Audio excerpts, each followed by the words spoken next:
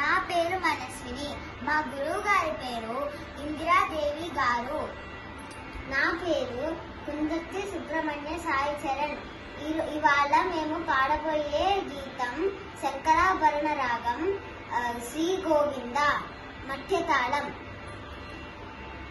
సాని సాని సాని దప మాగ మాప